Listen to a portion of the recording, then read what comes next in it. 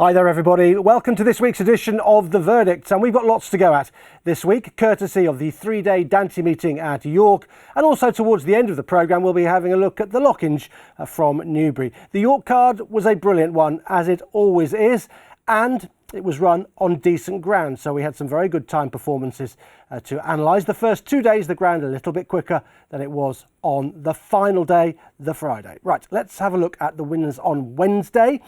Scampi took the opening contest 16-1. Hayley Turner, Bielsa 12-1, winning that sprint at 2:25. Azure Blue, have a look at him in a moment. 12-1 winner of the Duke of York. Soul Sister winning the Musidora, an 18-1 winner for the Gosdens and Frankie Dettori. Dark 30 10-1. Mona Sleeve 17-2 shot, and Kihava at 7-1 took the last. No winning favourites on the first day of the Dante meeting. Let's start with Azure Blue then in the Duke of York. The sprint in which we saw the return of Highfield Princess. Marshman, though, was quite a warm order for the Carl Burke team, 85-40.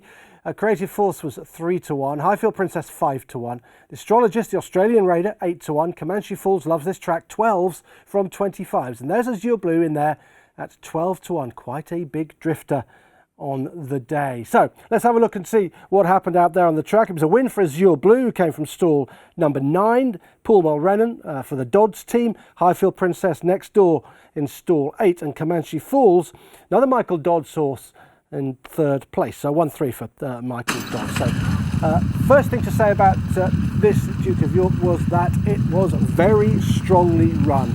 Finishing speed percentage, according to the CourseTrack sectionals, well, it was 101.3. There was no let-up at all in the contest, and that early pace was contested by Highfield Princess. She was always up there, and tracking her in behind is the winner, just there, and Paul Mulrennan getting a lovely toe into the race, a lovely draft through it.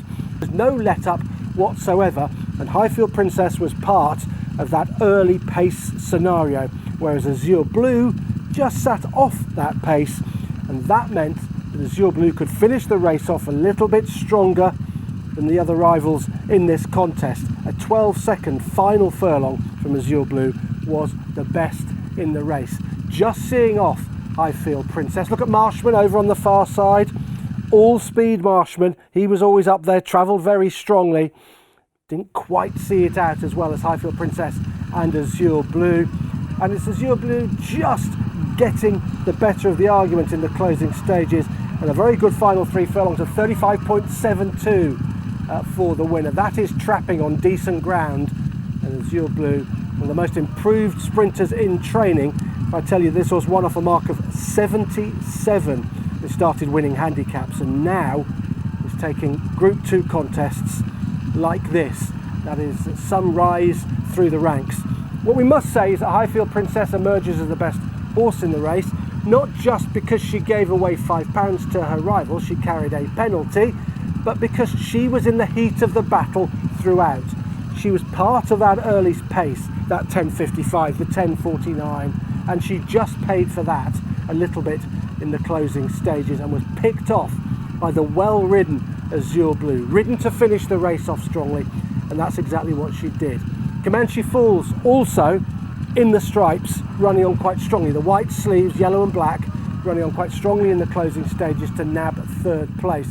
That's a horse who hadn't been suited by a race at Haydock a few days earlier that he finished behind Creative Force in, a race that was slowly run.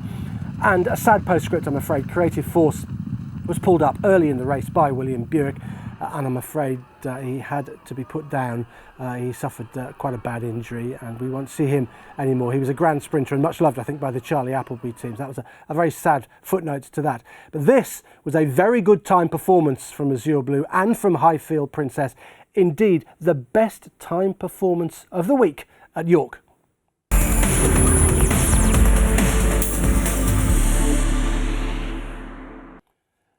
Time now to ask whether the Musidora Stakes, the Group 3 at York at 3:35 on Wednesday afternoon, has thrown up a potential candidate for the Oaks. The 15-8 favourite and well backed was Infinite Cosmos. Novakai was 100-30, quite weak in the market. Gather Ye Rosebuds, 15-2, a drifter. Sea of Roses, 15-2, a Midnight Mile in there at 8s. 10s, Lambada, Empress Rue, 14s, and the winner, Soul Sister, the outsider of the lots, going off at 18-1 for Team Gosden and Frankie Dettori. You don't see that very often, do you? Let's have a look and see what happened out there. One thing is for sure, she was really impressive to the eye. We'll now have a look and see what she did on the clock. Well, this was a steadily run race. They went very slow in the early part of this contest, and thus we had a finishing speed percentage of 113.01. So that means that the winner finished off 13.01% quicker in the final 3 furlongs than she ran the rest of the race. We'll just stop it there and pick her out. Lady Bamford colours just out the back there. And then in second place, we had Novakai, and then we had in there, and then we had Infinite Cosmos, who makes the running, back in third. And Infinite Cosmos, it has to be said, got the run of the race out in front. A sedate gallop was set by her. The 4th furlong, 12.98. The 5th furlong, 13.8. The 6th furlong, 13.1. Remember, this is a group race for potentially top-class fillies. They are going no gallop whatsoever. Gather Ye Rosebuds, who proved to be a very tricky ride for Jamie Spencer, goes up and engages Infinite Cosmos, but not for very long. Spencer then takes a pull out of her, and she hung throughout the race. Her fast time debut win came on really soft ground, and she may want softer ground than she encountered here in the Musidora. Now look where Soul Sister is. In a slowly run race, she's at a positional and pace disadvantage. She's a little bit too far back.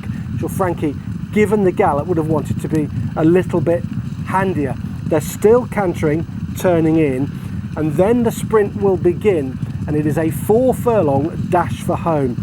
And her sectionals were very impressive. Make no mistake, she is a very fast filly. She absolutely flies home. Her final 3 furlongs was 33.21.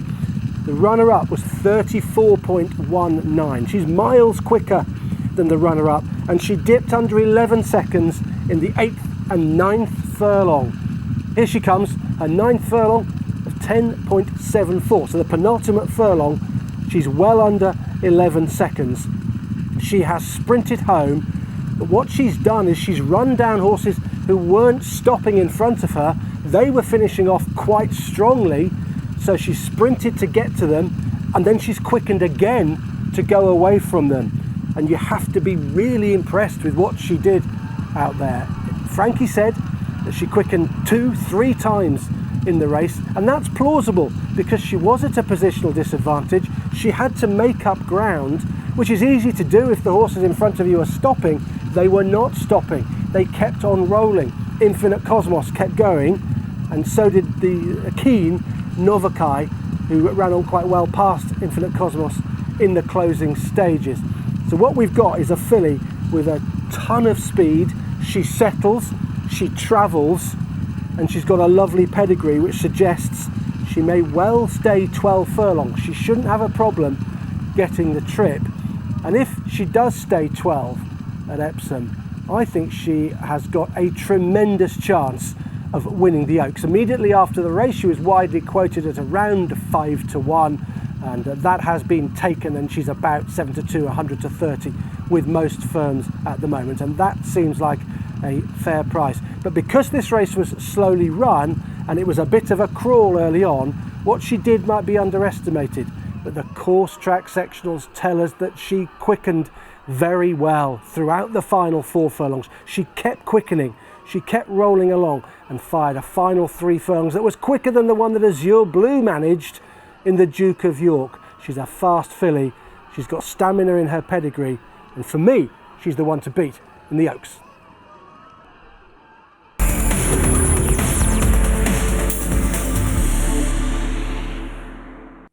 Okay, let's have a look at Thursday now at York. If anything, the ground firmed up a little bit overnight, and we were dealing with going that I think was good to firm, and perhaps even firm, but it was lovely ground. Horses were letting themselves down, and therefore we got fast times. If it was too firm, they wouldn't let themselves down. Now, these are the winners, and we had some favourites on the second day of the Dante meeting. We had Free Wind going in the Middleton, Cuban Thunder, and Chesspiece winning towards the back end of the card. We're going to start though by having a look at the first race, the 150. It was a 5 furlong handicap sprint, and it was won by Regional, the second favourite, at 5-1. The favourite was Designer, 100-30, and we had Clarendon House in there at 6-1. Corker was 13-2, Illusionist 10s, Alligator Alley 12s from 14s, And when the deal is done was a 12-to-1 drifter. 14s and bigger the rest for this competitive sprint. I think the first thing to say is this is going to work out really well, this race. It is a race to keep a very close eye on. It was won in a fast time, producing a big speed figure from the winner. Regional comes from stall number 3 in there. Corker comes from 8, slightly slowly away, Corker, and 10 was Bedford Fly, running really well for Mick Apple. But here we go then. The regionals out pretty quickly. Corker's missed it a bit, and that's what Corker does. He does run on and run a really good race. And what we had was a very honestly run contest. Regional just about making every yard of the running and winning quite nicely, as I said, in a very fast time. Finishing speed percentage 103.2%. So he finished off just 3.2% quicker in the final half of the race than ran the early parts of it. So it's pretty evenly run for a sprint. And he was in the teeth of the gale, if you like. He was in the heat of the battle throughout. And he runs home pretty strongly. Corker does too. Corker's coming towards the stand side in the white cap, running on strongly in the closing stages, but was beaten probably by a slow start. Regional's final 3 furlongs, 32.93, and was faster than all of his rivals, bar Corker, who came home really strongly and ran a 32.2. So you may ask, how come Corker was faster in the last part of the race and didn't win? Well, that's because he started tardily, missed the break, and then came home strongly, but had too much to do. The 4th furlong of 10.89 from Regional, you're asking Corker and others to close down a horse who's running 10.89 in the penultimate furlong. That's very hard to do, but Corker made a real good fist of it towards the left-hand side of your screen with the white cap. And this is an interesting fact, that Corker dipped under 10 seconds in the 3rd furlong of this race. He went 9.98, having missed the break. So he's a surefire winner of a strongly run 5 furlong handicap this season. Regional might be heading for the Wokingham. Trainer said that he thought they'd go for a day out. Well, they'll be going for more than a day out because he'll be very competitive there. This race has produced a decent figure, a decent speed figure, and those sectionals that the 1st and the 2nd clocked were impressive. The winner was very good because he was always in the heat of the battle, and Corker flew home having fluffed the start. Keep an eye on Clarendon House. He's shaped well off what was quite a long layoff, some 7 months or so. He travelled really strongly through the race and he just got tired late on. He'll be winning a handicap in the near future too. Indeed, I put it to you that there'll be quite a few of these horses that will come out and win decent handicaps. Regional is certainly not out of the way for the Wokingham. Corker will win a decent handicap as well. That is very good form indeed.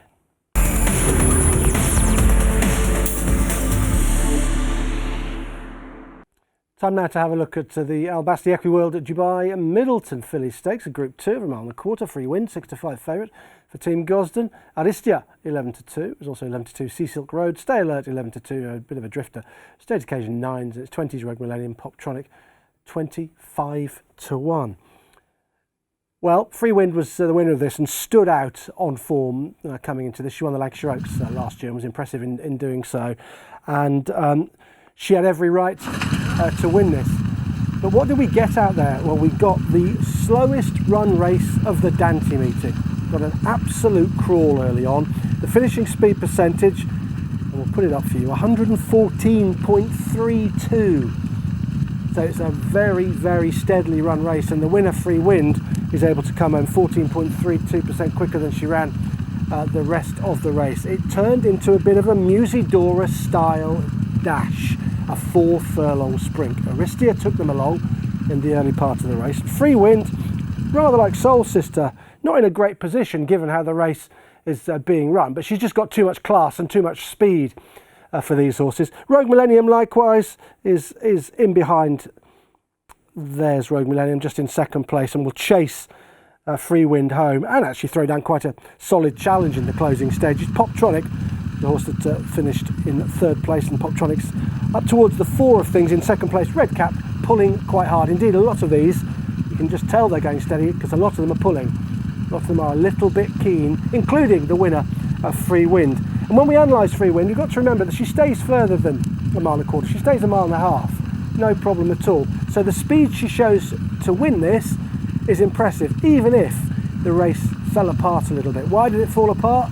Well, you've got Aristia making the running, going very steadily in the early stages, yet she dropped right away and was most disappointing. She should have run better, given how the race was run, and quite a few of these in behind just pulled their chance away. They were just too keen. Free Wind now, breezing up towards the outside. Look at how she makes up her ground very quickly, and she settled this race, well, in a matter of strides really. 7th furlong 10.82, 8th furlong 10.5, and the 9th furlong 10.94. 3 sub-11 second furlongs from Free Wind, because she was able to save petrol and settled better than her rivals in the early part of the race. Here comes Rogue Millennium from a worse position in the race than Free Wind, and finished off strongly. 32.92 her final 3 furlongs, quicker than the winner, 33.15, but she'd ceded the winner a couple of lengths, and Free Wind, when challenged, actually pulls out a little bit more in the closing stages. They did come quite close together, and the stewards had a look, but there was no problem at all. There was very little contact, a tiny bit of intimidation perhaps. So what did we have? Well, we had a very steadily run race. We had an impressive turn of foot from the winner with those 3 sub-11 second furlongs. Rogue Millennium did well from the back, but quite a few others in behind were disappointing. So it fell apart a little bit, but what this proves is that Free Wind is all there and ready to fire this season, possibly a tilt at the Hardwick at Royal Ascot. She's got an entry in that particular race, so maybe she'll go and have a crack at that, but if she stays against her own sex, she might be quite hard to beat over this sort of trip, and perhaps a little bit further as well. So it's more steadily run than the Musidora. Another dash up the home straight, won by a really classy filly, and I would say that she's better than the Bear Result. I think she's much better than these fillies in behind her, and when she gets a strongly run race, possibly over a little bit further, that turn of foot that she's got will put her in the winner's enclosure, I think possibly in a Group 1 this season for fillies and mares.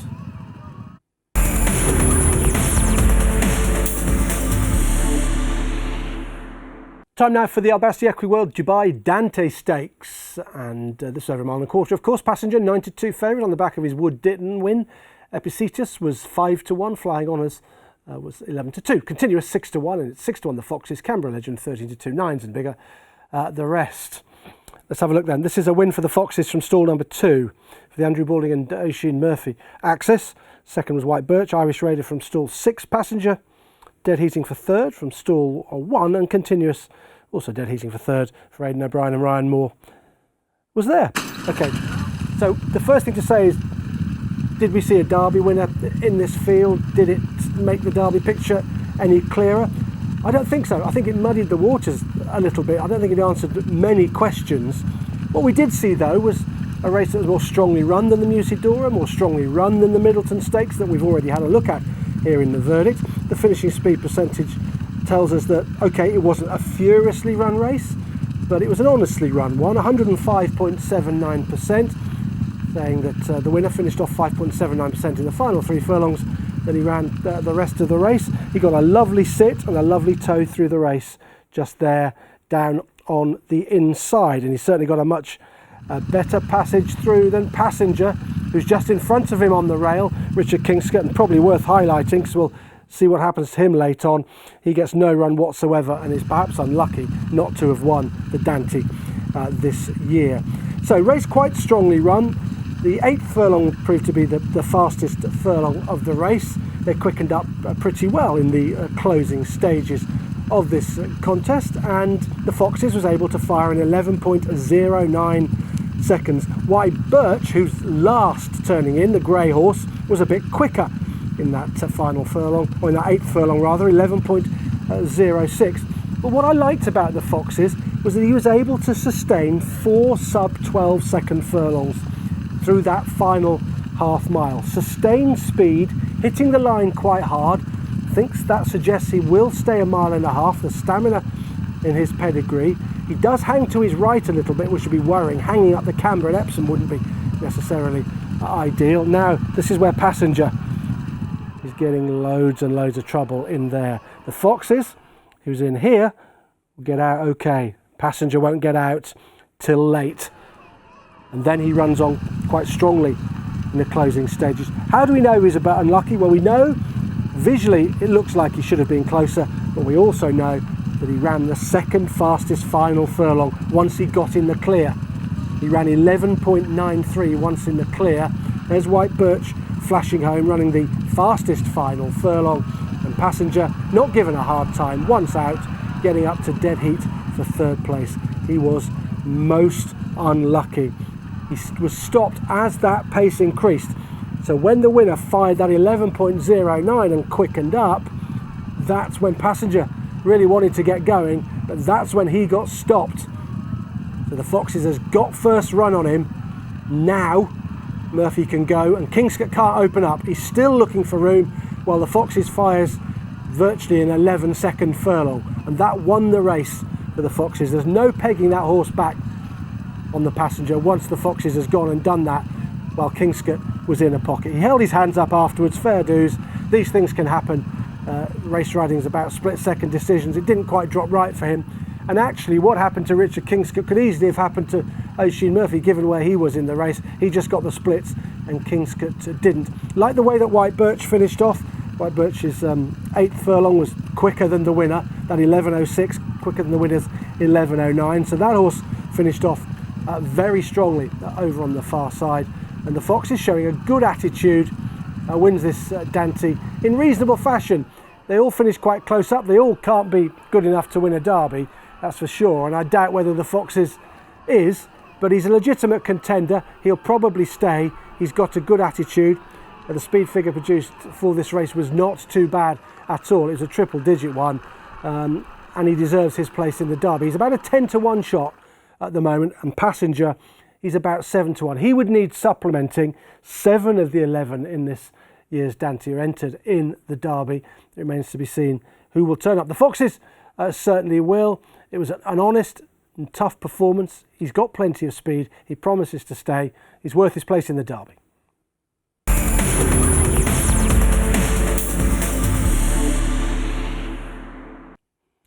So I promise you the Lockinge, and the last race we're going to look at is that Group 1 from Newbury on Saturday. Here are the winners on that particular card.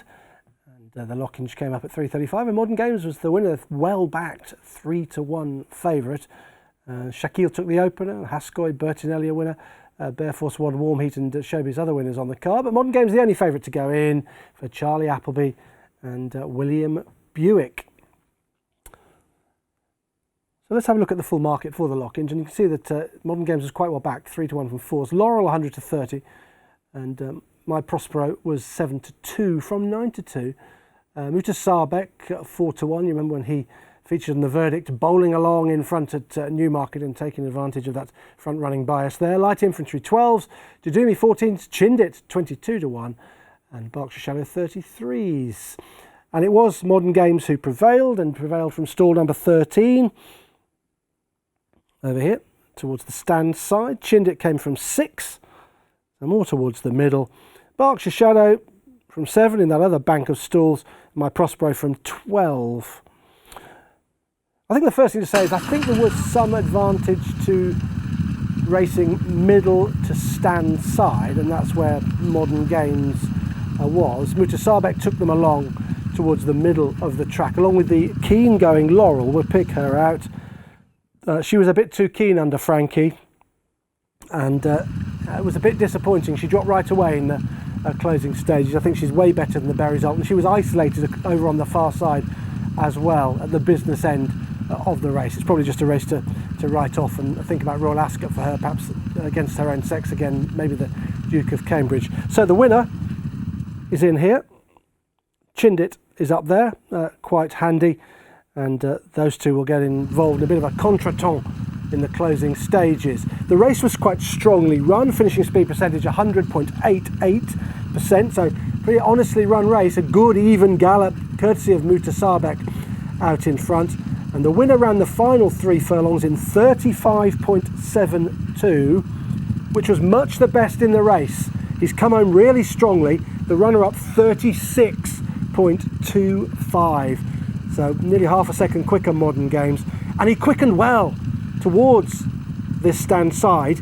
His 6th furlong, 11.29, quickened up in fine style. Chinned it, who finishes second. He's got a couple of lengths on him, but Modern Games runs him down, no problem at all, with that really quick furlong under William Buick to get to Chindit. Here he is firing that quick furlong now. He gets to Chindit, and then there's this incident with Chindit. Can't really see there, but he tries to take a bite out of Modern Games and catches William Buick's hand, which was blood stained when he came back in. But Modern Games, he's tough, he's admirable. He's a 5 times Group 1 winner. He was campaigned abroad largely in America last year. Maybe that's what they'll do with him again. And he's won this in good style. I think he was advantaged by racing middle to stand side. I think that's the place you wanted to be. The placed horses were middle to stand side as well. And all of these horses from about there onwards, so you've got to the right of that line as we look, you've got 5 horses that include Laurel, the disappointing Laurel, in there. They were not involved. These were the horses this side that got involved in the finish. And I think Modern Games was the best horse in the race, but was advantaged a little bit by where he raced. But the CourseTrack sectionals do tell us how well he quickened with that final 3 furlongs of 35.72. Chinned it, or he wanted a piece of Modern Games, didn't he, there in the closing stages. It didn't put this tough and brave, lovely little horse Modern Games off, nor William Buick either. And he gained Lockinge glory in a truly run race, honestly run race. And he showed a fine turn of foot with that 11.29, the 6th furlong, to surge past Chindit, who in anger tried to bite him on the way past.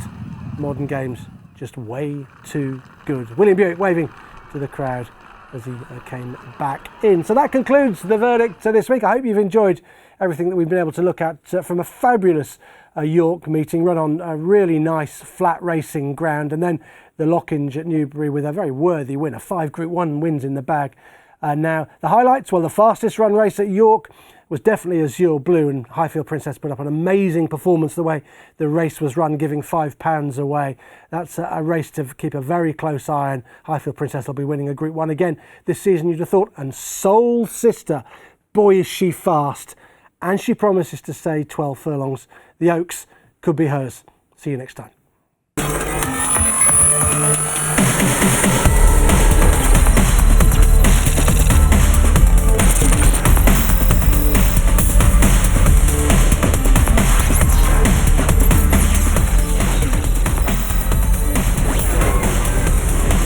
Subscribe to Racing TV's YouTube channel now to watch more great races like this.